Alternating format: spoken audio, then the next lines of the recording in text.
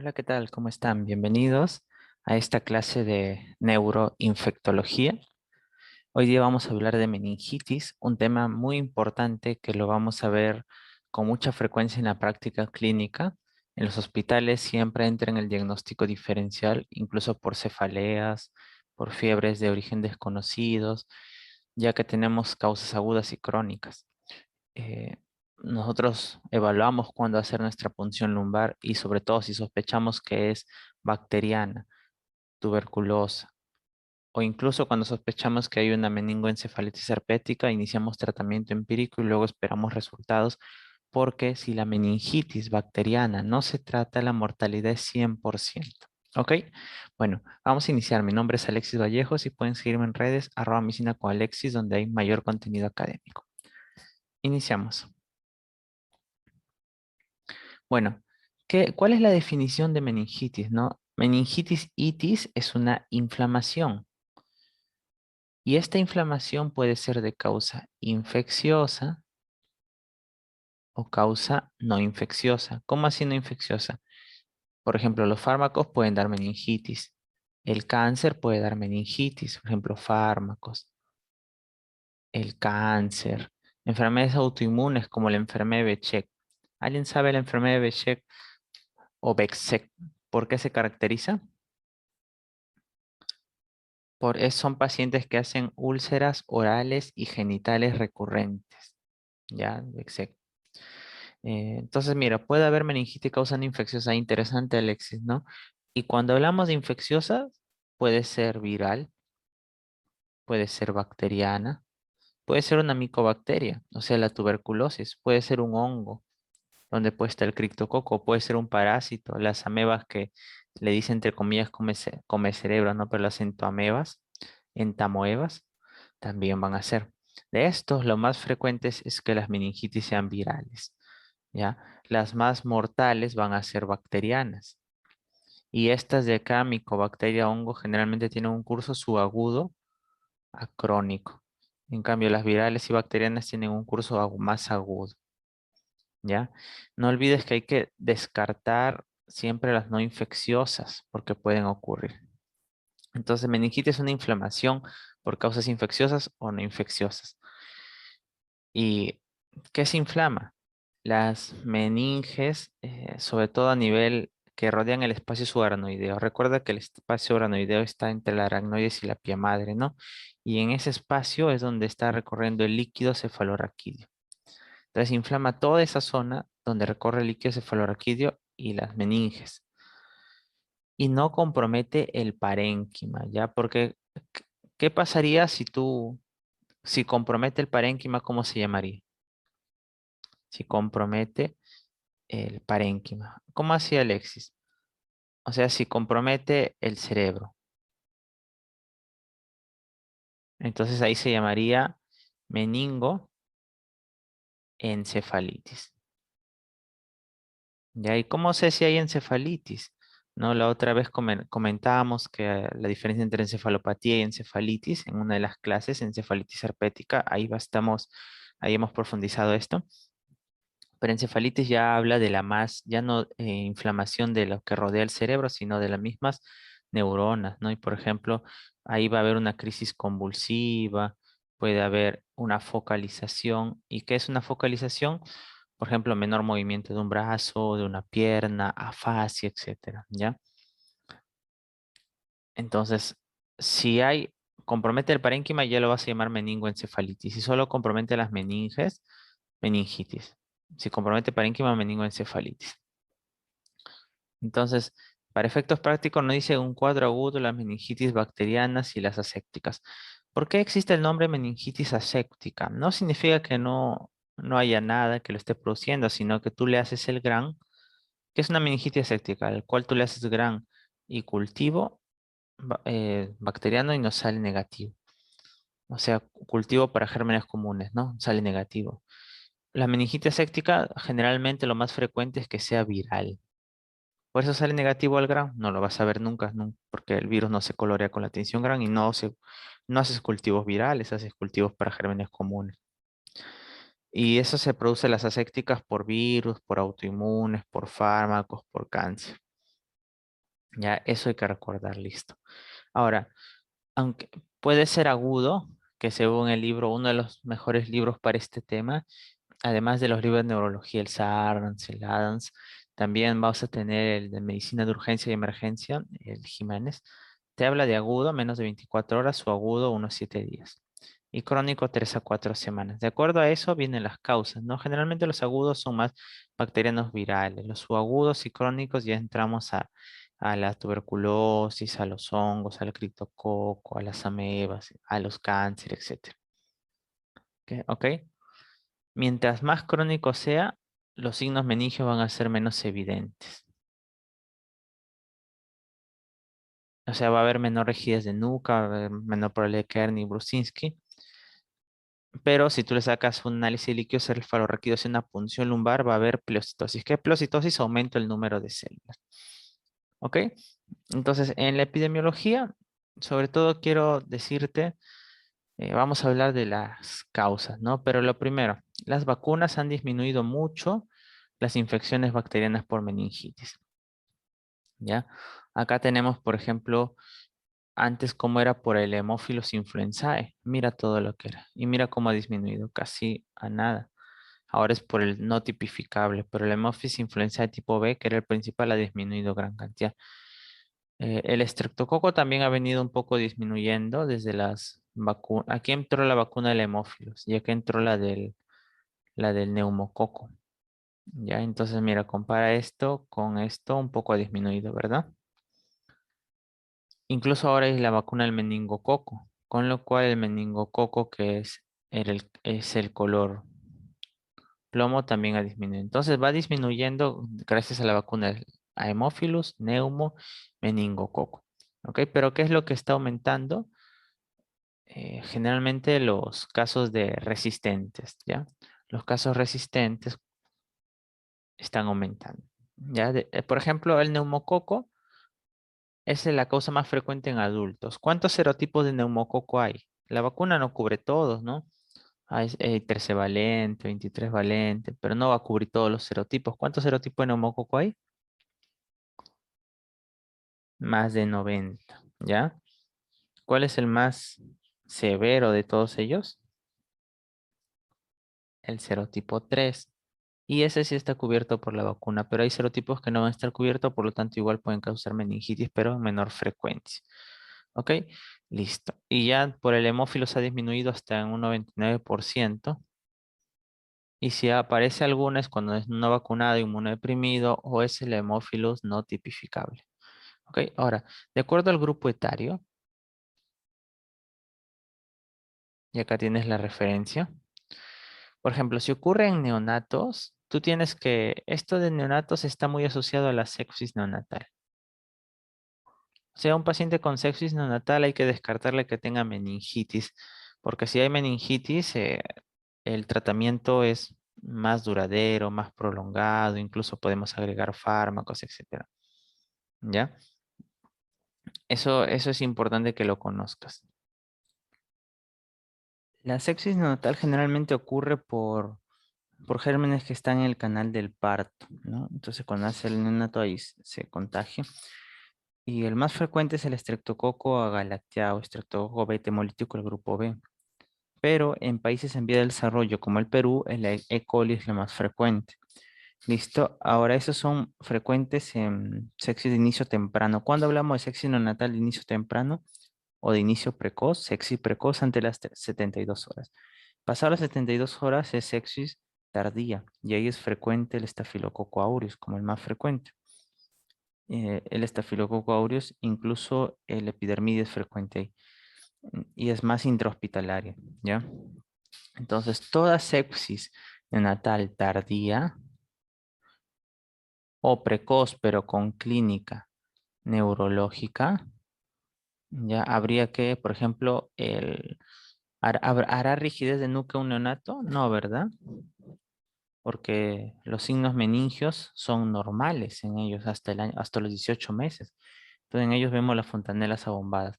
Pero sobre todo, toda sepsis neonatal tardía, hay que sospechar que hay una meningitis. Entonces tendría que hacerse una punción lumbar, estudiar el líquido cefalorraquídeo. ¿Y cuáles van a ser los gérmenes? Los mismos de la sepsis neonatal, Streptococcus galactea o beta hemolítico del grupo B, E. coli y la famosa listeria. Esta listeria monocitógenes, tú lo vas a ver en extremos de la vida, muy chiquitos y adultos e inmunodeprimidos, ¿ya? Listeria monocitógenes.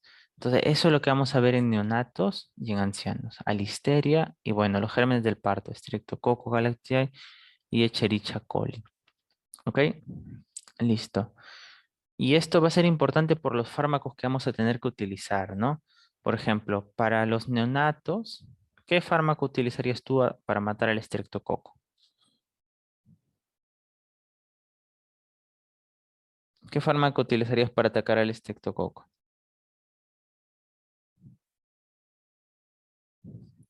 Bueno, Alexis, podría utilizar la penicilina G ya, pero ¿la penicilina G mataría a la E. coli? No, ¿verdad? Porque penicilina G ataca gram positivos como el estreptococo. Entonces, ya, Alexis utilizaría entonces para ambos, para atacar gram positivo y gram negativo, podría utilizar una cefalosporina de tercera generación, sí. ¿Cuál usamos?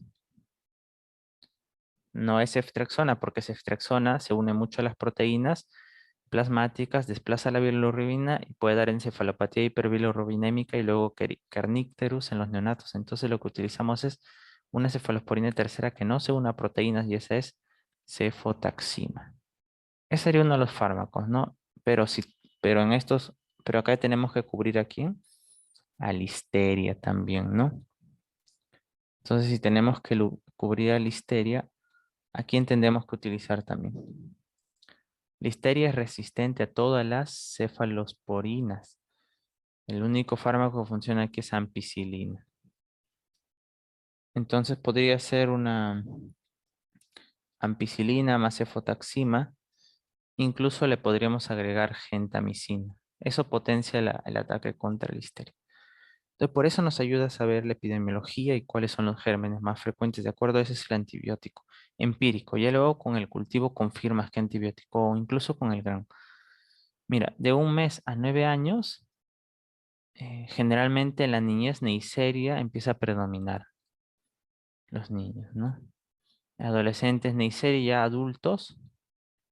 En adultos sí vamos a tener totalmente el neumococo. Es la causa más frecuente si te preguntan a secas, sobre todo en adultos. En adolescentes, niños, Neisseria y luego es neumococo. Y en neonatos, ya sabemos, Streptococo, E. coli y Listeria. Ya mayores a 65, Streptococo, Neisseria, pero Listeria otra vez vuelve a aparecer. Y esa es la pirámide que tú tienes que conocer. ¿Ya? ¿Por qué ocurre una meningitis? Ya vamos a ver cómo pueden ser las vías, pero a veces hay focos comunes. Por ejemplo, sufre de otitis y la infección por contigüidad se pasa a la meninge. Igual sinusitis. Tiene, ha tenido un traumatismo o una neurocirugía y por allí, por el golpe, llegó hasta las meninges, entonces eso es por inoculación. Una infección materna estreptococo B durante el parto, por una sepsis que iría por vía hematógena, ¿no? Entonces, eso van a ser las causas que nos van a dar. Y factor riesgo, un inmunodeprimido.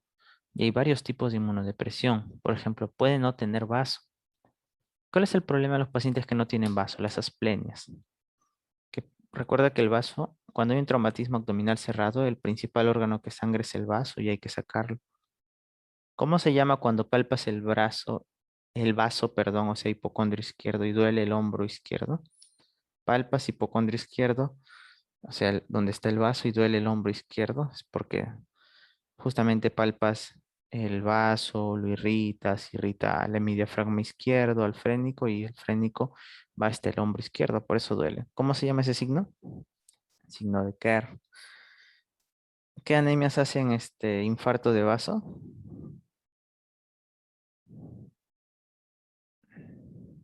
La anemia falciforme o la drepanocitosis. Entonces, los pacientes sin vaso, por ejemplo, no producen anticuerpos o muy poco y tienen mucho riesgo de infecciones por encapsulados. ¿Quién tiene cápsula? Neumococo, meningococo, hemófilos. Entonces, sobre todo neumococo y hemófilos, ¿no? Entonces, esos pacientes, por ejemplo, tienen esos riesgos, ¿no? Y condiciones, por ejemplo, cuarteles, casa de retiro, o sea, donde hay hacinamiento, podría contagiarse de meningococo, ya que aparecen brotes. Acá esta es una guía, abajo he dejado la referencia, es una excelente guía. Ya todos los cuadros que vean así, y esta referencia son de esa guía. Nos habla, ¿no? Las causas, por ejemplo, en neonatos, lo más frecuente fue Streptococcus galactiae, pero por ahí E. coli estuvo, por ahí Listeria, por ahí Streptococcus pneumoniae. En pediátricos, ya no en neonatos, pediátricos, ¿quién ganó con un 50% de casos? Meningococo, o sea, Neisseria, meningococo. Y en los adultos, neumococo, obviamente, ¿no? Neumococo. Estoy de acuerdo, Streptococcus galactiae, meningococo, neumococo, ¿ya? Y otra cosa que tienes que saber, algunos datos, por ejemplo, de listeria. Listeria, ¿cuándo aparecía? Hay una diapo para listeria, pero listeria, recuerda que aparecía en los extremos de la vida. Neonatos, más de 65 ancianos, ¿ya? Listeria, además que aparece en los extremos de la vida, se asocia también con inmunodepresión.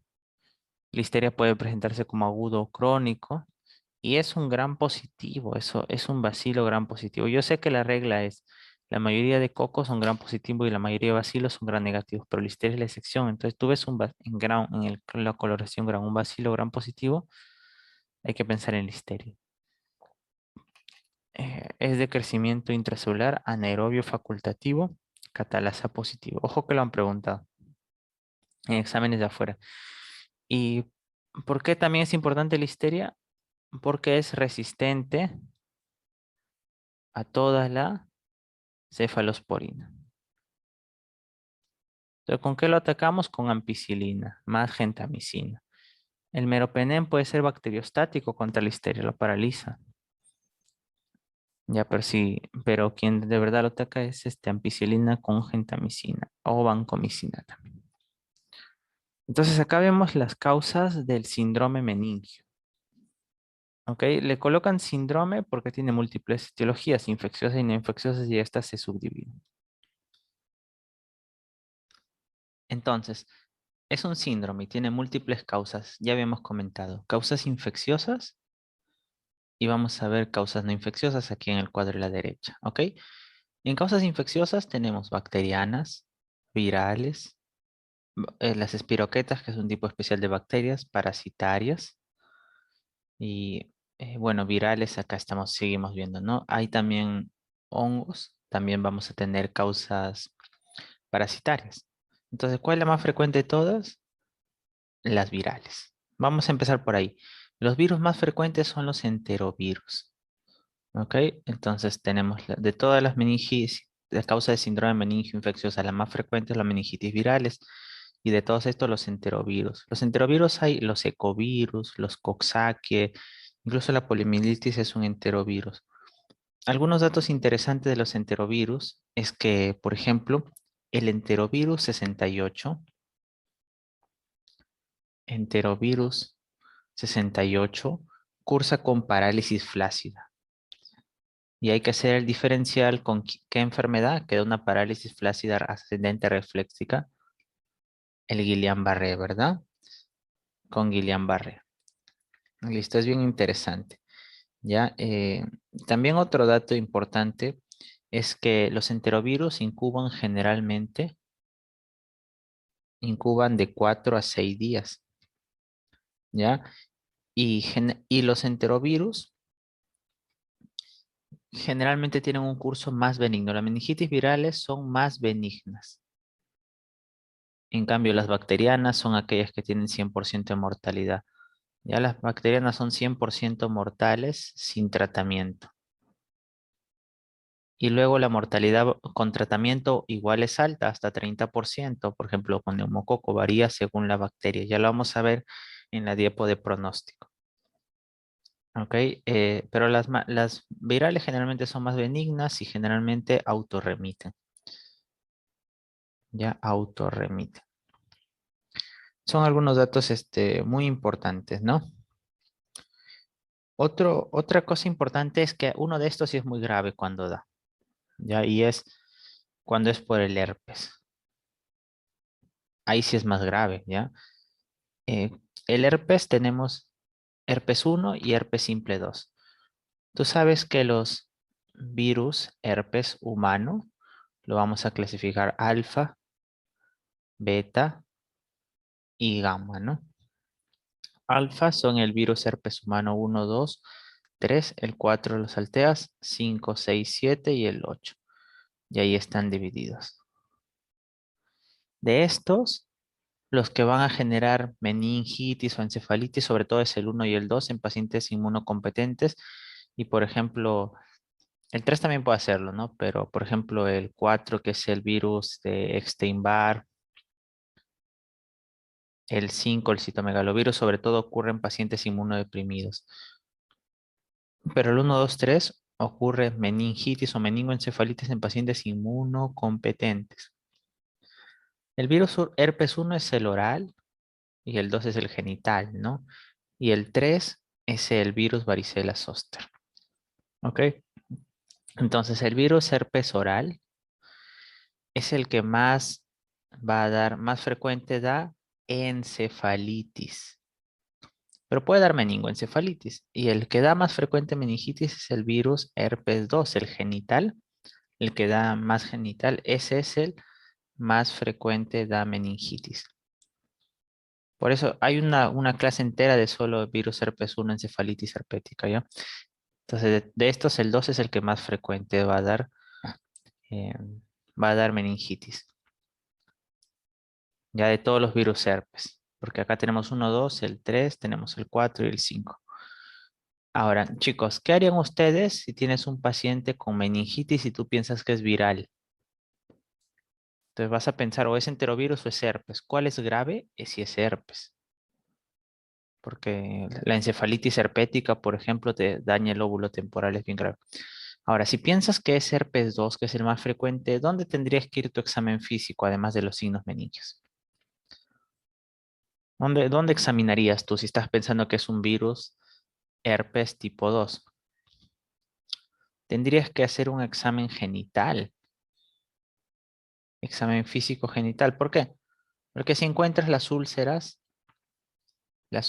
que son producidas por vesículas herpéticas, entonces vas a prácticamente decir, ah, es un herpes la causa. Es decir, cuando te infectas por herpes genital, o sea, el virus herpes humano 2, herpes simple 2, te aparecen úlceras. De hecho, si te preguntan cuál es la úlcera genital más frecuente, es por el herpes. Primero salen vesículas y luego se ulceran. Son dolorosas, pero el dolor es quemante.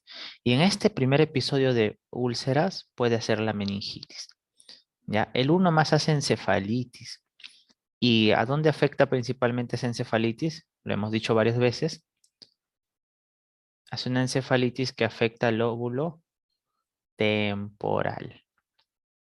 Ya, el herpes zóster, o sea, el virus de varicela zóster, o sea, el 3, hay que sospecharlo en pacientes que están cursando un exantema porque podrían estar siendo una varicela que se está complicando con cerebelitis, meningitis. Y en niños hacen más cerebelitis. Y de hecho, la causa de ataxia más frecuente en niños. Y el Epstein-Barr citomegalovirus hay que pensarlo si hay inmunodepresión. Ahora, todo paciente con meningitis puede ser bacteriana y viral, pero de los virus también puede ser el VIH. Y si fuera el paciente VIH, tu espectro de causas se va a ampliar muchísimo, porque si es VIH, tú tienes que pensar que ahora son gérmenes oportunistas. Y si son gérmenes oportunistas, ya pues puede ser un citomegalovirus, puede ser un Epstein-Barr, puede ser un criptococo, ¿no? Criptococo neoformas. Entonces, por eso, todo paciente con meningitis prueba VIH, ¿ya? No lo olvides, porque si no, vas a pensar en un oportunista. ¿Cuál es la causa más frecuente de meningitis en el paciente con VIH?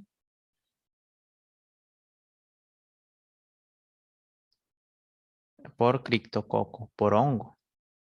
Criptococo neoformas, porque hay otro criptococo gatti, que puede atacar así seas inmunocompetente. Y ahí sobre todo ataca el criptococo neoformans si tienes CD4 menor de 100. Ya es un hongo el criptococo neoformado y hay que hacerle tinta china.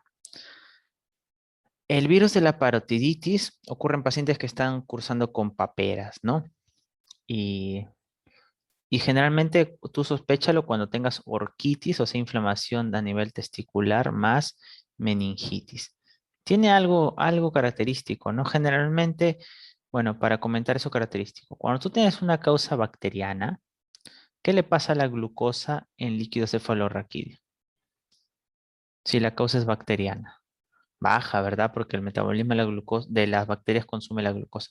Si la causa es viral, ¿qué le pasa a la glucosa? Generalmente la glucosa se va a mantener normal, ya o sea, 60% del valor en sangre.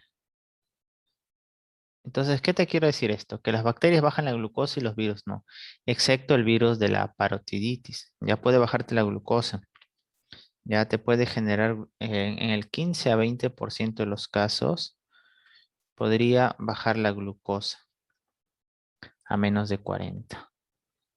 Igual lo puede hacer el herpes también, ya el herpes.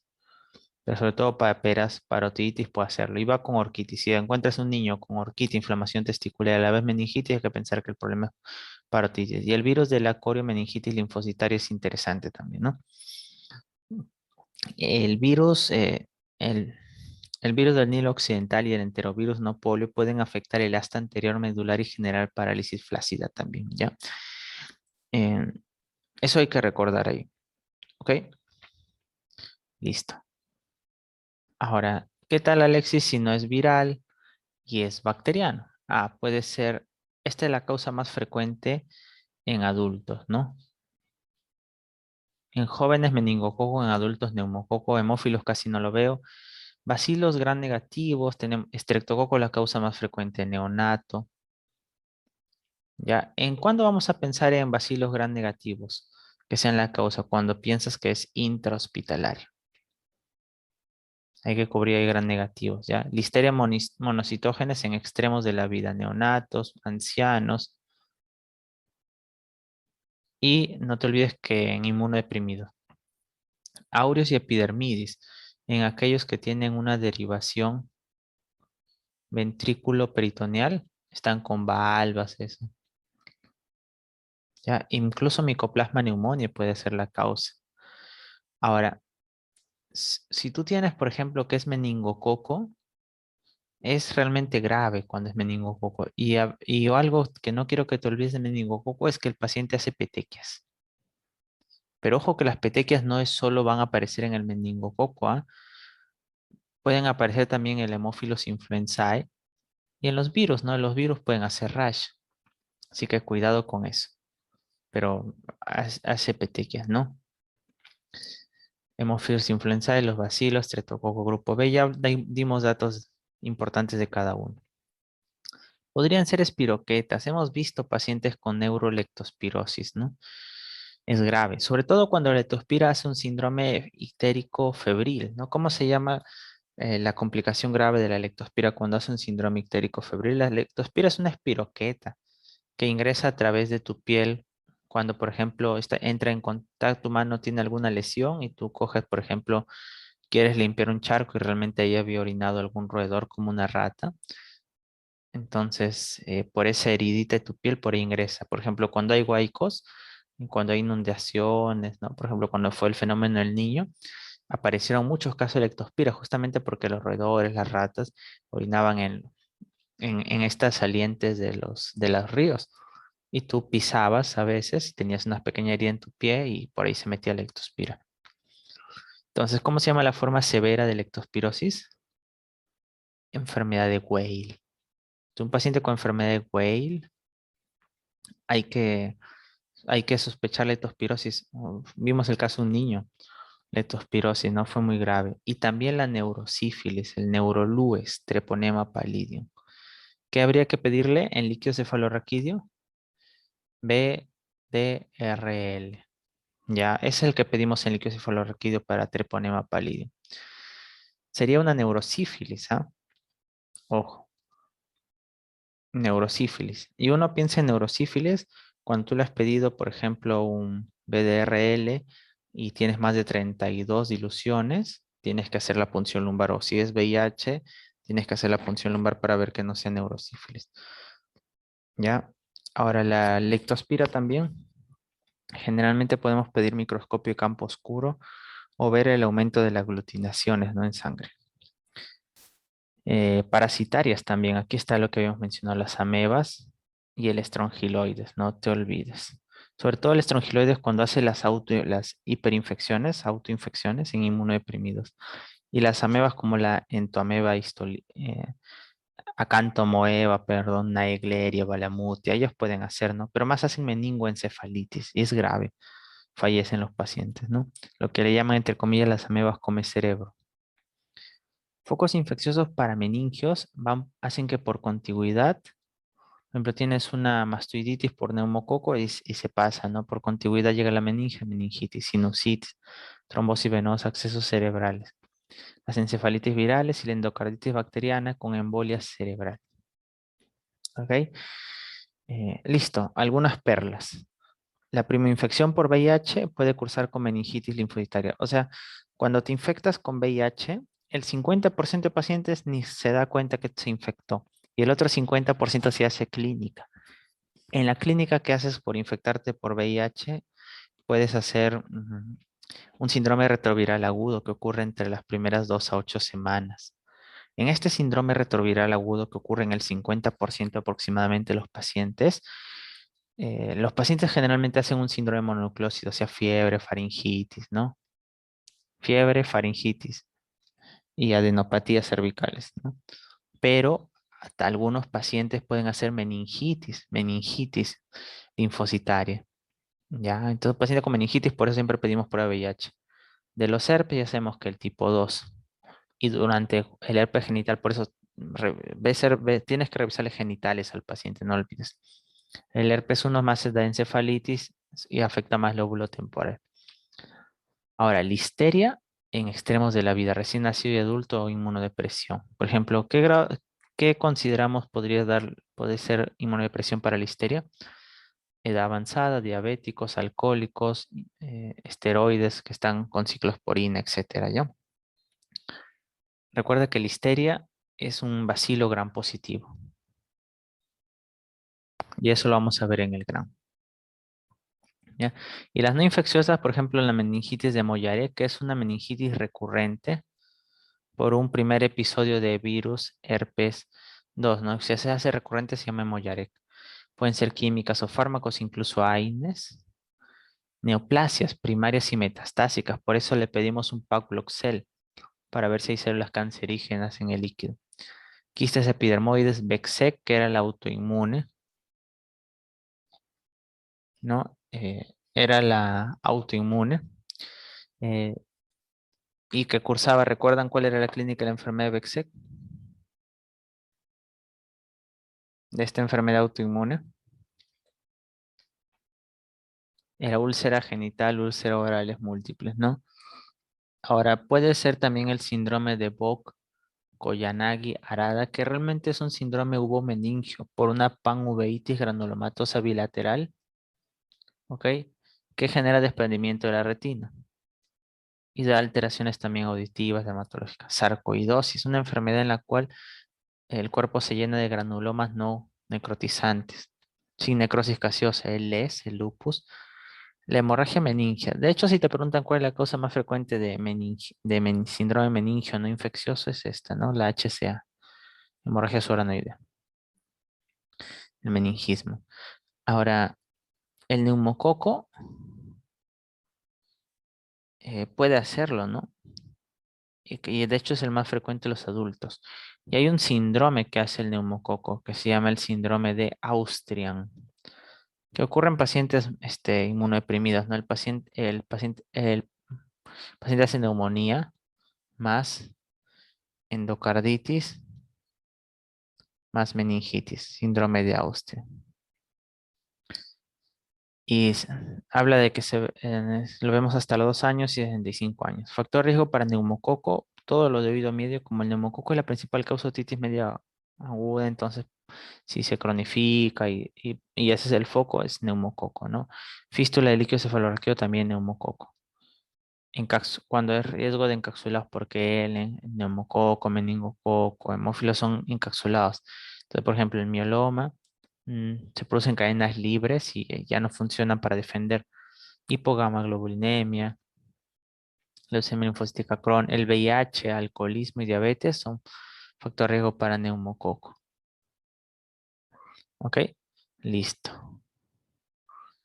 Acá vemos entonces las causas más frecuentes según esta revisión del artículo del JAMA. ¿Ok? Nos colocan como el más frecuente al neumococo porque estamos viendo etiologías de adultos. ¿Ya? Y recuerdan el síndrome de Austria. Ya, el síndrome de Austria, que era neumonía, endocarditis, meningitis, algunos libros lo consideran la triada de Osler. Neumonía, meningitis, endocarditis ocurre cuando es invasivo, ¿no? Esto hay que pensarlo en pacientes con el serotipo más grave. ¿Cuál es el serotipo más grave del neumococo? El 3. ¿Ya? Hay que investigar infecciones a distancia, o sea, también tienes que buscar si tiene cualquier proceso otorrinolaringológico que no ha sanado, puede complicarse con meningitis. ¿Ok? Y el neumococo debería morir con penicilina G, pero cada vez está siendo más resistente. Por ejemplo, 40% ya es resistente a penicilina. Y 10%, y entonces, ¿qué le damos? Deberíamos darle solo penicilina G, pero como ya hay resistencia 40%, damos ceftriaxona. Y a un 10% ya es resistente, entonces al final vamos a tener que dar vancomicina. Ya, y la vacunación disminuye la enfermedad invasiva. Ahora, esa sería la primera. La segunda causa, y primera en niños, sobre todo, jóvenes. Sobre todo se ven jóvenes el meningococo, ¿ya? Y va a dar petequia subpúrpura, pero ya hemos dicho que no es lo único, porque ¿quién más puede dar petequia púrpura? El hemófilos y los virus pueden dar rash. Ahora, en 4 a 6 horas, ya el equimosis empieza a aparecer en 4 a 6 horas en estos pacientes. Sobre todo, déficit de complemento es lo que más afecta a los Neisseria. Bueno, tenemos Neisseria meningitis, Neisseria gonorrea, ¿no?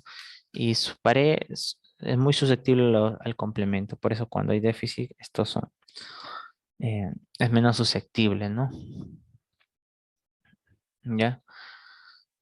Y bueno, se recomienda la vacunación. ¿Ok? También en pacientes con esplectromizados o con déficit de 5 a C9 tienen que vacunarse sí o sí. Ahora, el Haemophilus influenzae ha disminuido hasta 99% porque antes era una de las primeras causas, ¿ok? Y bueno, ¿qué predispone? Fuga de líquido cefalorraquídeo, intervención neuroquirúrgica, traumatismo, mastoiditis. Tenemos acá la listeria, 5 a 10%. Sobre todo extremos de la vida, ancianos, neonatos y alcohólicos, cáncer, inmunodepresión, sobrecarga y hierro. Los brotes de listeria se transmite, es el síntoma más frecuente, van con diarrea por si acaso. Y se tiene que ver con los alimentos lácteos o verduras crudas. Ya, la mayoría de veces puede haber aumento de los neutrófilos, pero no siempre por si acaso. Bacilos gram negativos, hospital, nosocomial o posoperatorio, ancianos inmunodeprimidos. El estafilo es cuando hay una derivación permanente. O sea, por ejemplo, has dejado ahí con una derivación ventrículo peritoneal. Tú sabes todo lo adhesivo que lo en el cuerpo. Este estafilococo epidermidis es la que mejor se une. ¿Ok? Después de la neurocirugía o traumatismo craneal. Si es traumatismo mayor es áureo. Infección mixta cuando hay sospecha de un foco parameningio. Infección fúngica, inmunodeprimidos y después de neurocirugía. Entonces, no te olvides, lo más frecuente es neumococo y luego ya va Neisseria. Listeria no es frecuente y es más común en mayores de 50 años inmunodeprimido. ¿Ok? La listeria es bien interesante porque lo pasa a considerar en cuadros agudos y crónicos. Ya es de difícil diagnóstico. Puede producir cuadros agudos con líquido turbo o líquido claro o puede ser subagudo. El paciente puede estar inmunodeprimido o embarazada, ¿no? Y en recién nacido no te olvides que es la galactia y el E. coli K1. K1, no olvidemos eso. ¿Ok? Ahora, la meningitis puede ser crónica. Y acá vamos a ver.